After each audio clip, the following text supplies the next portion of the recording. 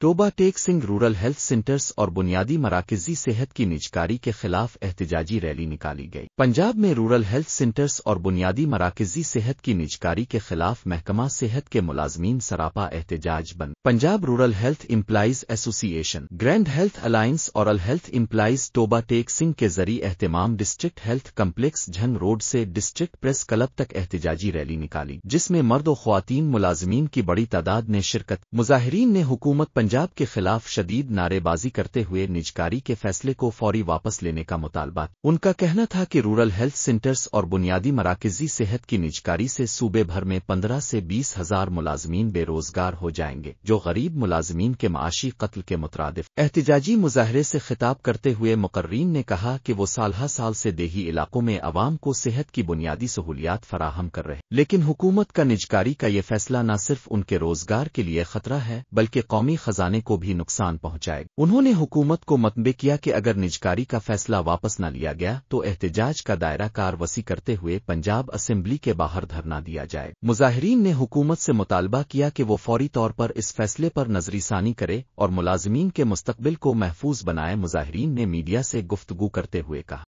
Privatisation کے معاملے میں جو پنجاب حکومت جو ہے تمام بی ایچ یوز کو پرائیویٹ کر رہی ہے، اس کے سلسلے میں اس کے جو نتیجے میں جو ہے ہمارے بہت سارے لاکھوں ملازمین جو ہیں وہ بے روزگار ہو جائیں گے۔ اگر ہمارا ایک ہی مطالبہ ہے، اگر آپ اپنی اسکیمز چلانا چاہ رہے ہیں تو آپ چلائیں، آپ نیو جنریشن کو موقع دینا چاہتے ہیں تو آپ دیں، ہمیں اس سے کوئی مسئلہ نہیں ہے۔ لیکن جو ہمارے لوگ ہیں جو اتنے بے روزگار ہو رہے ہیں ان کو کہیں ایک اسکیم کے تحت کہیں ایڈجسٹ کریں۔ بس ہمارا ایک ہی مطالبہ ہے، کسی کو بے روزگار نہ کیا جائے اور اس پرائیویٹائزیشن کو جو ہے وہ ہم نامنظور کرتے ہیں۔